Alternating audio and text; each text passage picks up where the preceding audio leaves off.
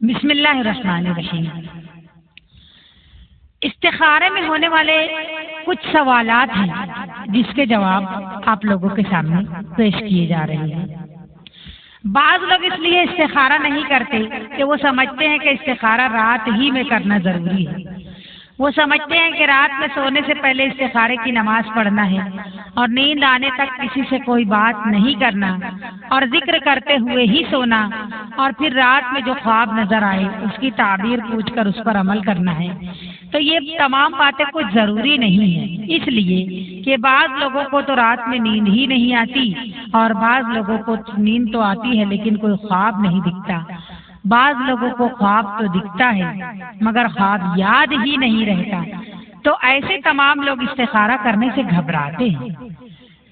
ایسے تمام لوگوں کو معلوم ہونا چاہیے کہ حدیث شریف میں استخارے کی نماز پڑھنے کے لیے کوئی وقت مقرر نہیں کیا گیا، بلکہ انسان کے لیے جس وقت میں سہولت ہو اس وقت اس کو استخارے کی نماز پڑھ لینا چاہیے۔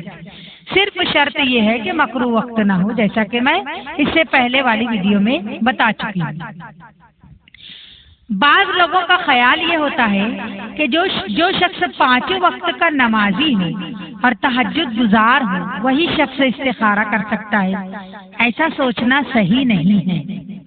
اس لیے جو لوگ بھی چاہیں استخارہ کر سکتے ہیں۔ شریعت میں استخارہ کرنے کی ان لوگوں کو بھی کوئی ممانعت نہیں ہے جو پانچوں وقت کے نمازی نہ ہوں۔ بہتر یہ ہے کہ نمازی ہوں۔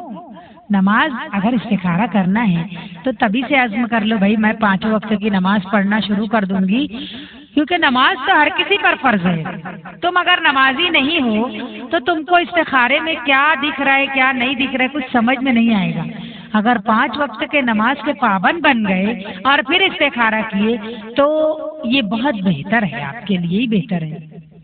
بعض لوگ اپنا استخارہ خود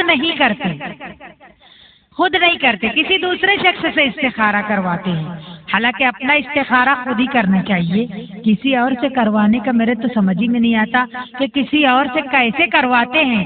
سامنے والے کے دل میں تو کچھ اور چلتے رہتا ہے، دماغ میں کچھ اور چلتے رہتا ہے، اور وہ تمہارا استخارہ کرتے ہیں۔ اب ان کو دکھ جاتا ہے کچھ اور، وہ بتا دیتے ہیں تم کو کچھ اور۔ صحیح طریقہ یہی ہے کہ اپنا استخارہ خود کرو، کیونکہ ہم جو دل اور دماغ میں بات کو سموئے ہوئے ہیں، لیے ہوئے ہیں، وہ سامنے والا تھوڑی لیے ہوئے ہے۔ اس کو تو نہ جانے کتنے لوگوں کا استخارہ کرنا ہوگا، نہ جانے کتنی الجھنوں میں وہ پھنسا ہوگا، اور اس کے دل و دماغ میں جو چل رہا ہوگا وہی اس کو خواب میں دکھ جائے گا۔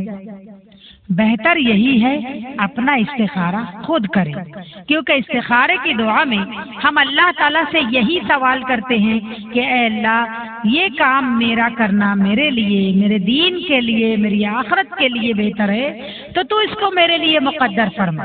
ہم ایسا بولتے ہیں اس میں۔ اب جب ہم اپنا استخارہ کسی دوسرے سے کرواتے ہیں تو وہ شخص بھی یہی دعا پڑھتا ہے۔ اس شخص کے لیے اگر ہمارے اس کام میں بھلائی ہوتی ہے تو اس کے دل میں ہاں جواب آتا ہے، اور اگر اس شخص کے لیے اس کام میں بھلائی نہیں ہوتی تو اس کے دل میں نہیں کا جواب آتا ہے۔ استخارہ کرنے کے بعد وہ شخص ہمیں جو جواب دیتا ہے تو ہم سمجھتے ہیں کہ اس کام میں ہمارے لیے بھلائی ہے، حالانکہ اس کے کرنے میں اس شخص کے لیے بھلائی ہوتی ہے، ہمارے لیے نہیں ہوتی ہے۔ جو استخارہ کیا اس کے لیے بھلائی ہوتی ہے، ہمارے لیے نہیں ہوتی ہے۔ لہذا ہمیں اپنا استخارہ خود کرنا چاہیے، اور جو ہمارے محبت کرنے والے قریبی رشتہ دار ہیں انہیں بھی استخارہ کر لینا چاہیے۔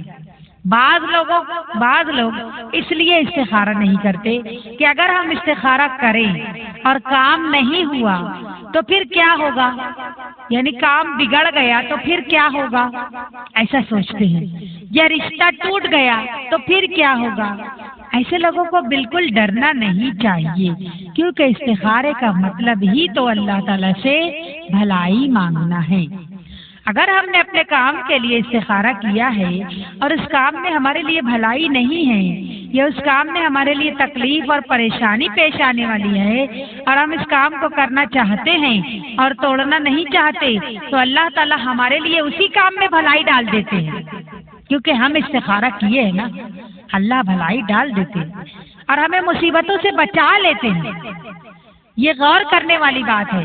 استخارہ کرنے کی برکت سے اللہ ہمیں بچا لیتے ہیں برائیوں سے، تکلیف سے، پریشانی سے، اور استخارہ کرنے کی برکت سے ہمارے لیے اس کام میں خیر اور برکت ڈال دیتے ہیں۔ اس لیے کر لینے کا استخارہ۔ بعض لوگوں کو استخارہ کرنے کی ہمت ہی نہیں ہوتی، وہ سمجھتے ہیں کہ استخارہ کرنا بہت بڑا اور مشکل کام ہے۔ ایسا کچھ بھی نہیں ہے، ہم استخارہ نہیں کر پائیں گے، ایسے ڈائریکٹ بولتے ہیں ہم استخارہ نہیں کر پائیں گے۔ ان لوگوں کو یہ بات سمجھ لینا چاہیے کہ جو شخص 2 رکعت نماز پڑھنے کا طریقہ جانتا ہو اور استخارے کو عربی دعا پڑھ سکتا ہو عربی میں، یا اردو پڑھ سکتا ہو، عربی نہیں آتی تو اردو پڑھ سکتا ہو، تو وہ سمجھ لے کہ اسے استخارہ کرنا آ گیا۔ نہیں عربی دعا پڑھنی آتی نا، اردو میں دعا پڑھ لو۔ اللہ تعالیٰ کو تو سب زبان معلوم ہے نا، اللہ سب زبان جانتا ہے۔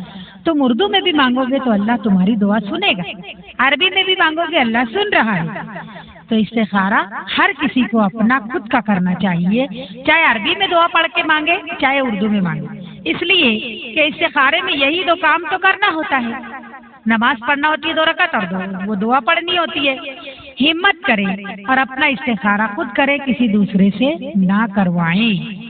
اگر شادی کے لیے استخارہ کرنا ہو تو لڑکا اور لڑکی کو خود استخارہ کرنا چاہیے، اور ان کے ساتھ ماں باپ، بھائی بہن وغیرہ بھی اگر استخارہ کر لے تو بہتر ہے، بہت بہتر ہے، ان کے لیے بھی اور ان کے لیے بھی، سب کو اطمینان ہو جائے گا۔ اس لیے کہ لڑکا یا لڑکی کی خوشی میں تمام رشتہ داروں کو خوشی حاصل ہوتی ہے اور ان کی پریشانی میں تمام کو غم ہوتا ہے۔ بعض لوگ کہتے ہیں کہ ہم تو بہت گناہ گار ہیں، تو ان لوگوں کو یہ سمجھ لینا چاہیے کہ کوئی بھی انسان گناہ سے پاک نہیں ہے، کوئی معصوم نہیں ہے، ہر انسان گناہ گار ہوتا ہے سوائے انبیاء کرام کے۔ انبیاء کرام معصوم ہوتے ہیں، ہم تو سب جتنے انسان ہیں ہم سب گناہ گار ہیں، کیا میں، کیا آپ، کیا دوسرے لوگ، ہر کسی سے گناہ ہوتا ہے۔ تو ایسا نہیں سوچنے کا کہ ہم بہت گناہ گار ہیں، ہم کیسے استخارہ کریں۔ اس لیے اپنے آپ کو گناہ گار سمجھ کر استخارے کی برکت سے محروم نہیں رکھنا چاہیے۔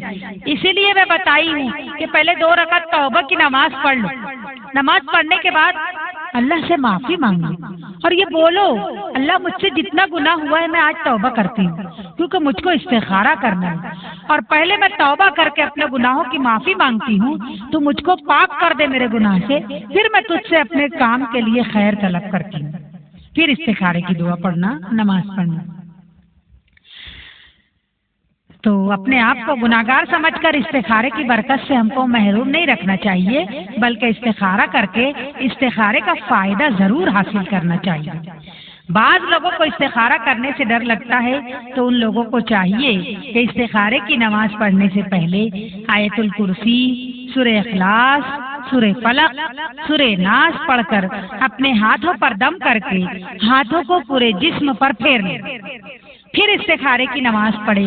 انشاءاللہ کوئی ڈر نہیں ہوگا، کوئی خوف نہیں ہوگا، اور وہ بالکل اطمینان کے ساتھ استخارے کی نماز اور دعا پڑھ سکتے ہیں، اور اس کے بعد اللہ سے اپنے کام کے لیے خیر اور بھلائی طلب کر سکتے ہیں۔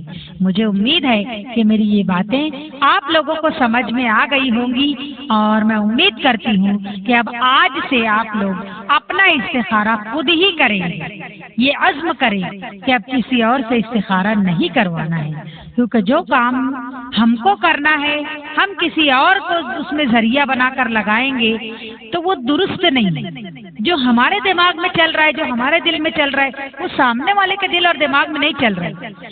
ہم جتنی خلوص کے ساتھ اللہ سے اپنے کام کے لیے مانگیں گے نا، اس سامنے والا تھوڑی مانگے گا، وہ تو اپنے لیے بھی مانگے گا، اس میں سب اپنے لیے خیر مانگے گا کہ اگر اس میں میرے لیے بھلائی ہے تو اس کو مقدر کر، اگر برائی ہے تو دور کر دے، وہ تو سب اپنی طرف سے بولے گا، اور جو تمہارا کام ہے وہ بس وہ کام کی جگہ پہ وہ کام بول دے گا۔ بہتر یہی ہے کہ آج سے آپ لوگ عزم کریں کہ اپنا خود کا استخارہ خود ہی کریں گے، چاہے وہ دنیا کا کوئی کام ہو، کہ دین کا کوئی کام ہو، کہ رشتے ناطے کا کام ہو، یا کوئی بزنس کا کام ہو، یا کوئی کاروبار کی لائن سے کچھ کام کرنا ہے اس کے لیے استخارہ کرنا ہے۔ ہر کام کے لیے آپ کو استخارہ کرنا ہے، اور استخارہ کر کے ہی کام کریں گے تو انشاءاللہ ہمارے کام میں خیر اور برکت ہوگی، اور اس کی شر اور پریشانی اور تکلیف سے اللہ ہم سب کو محفوظ رکھے گا۔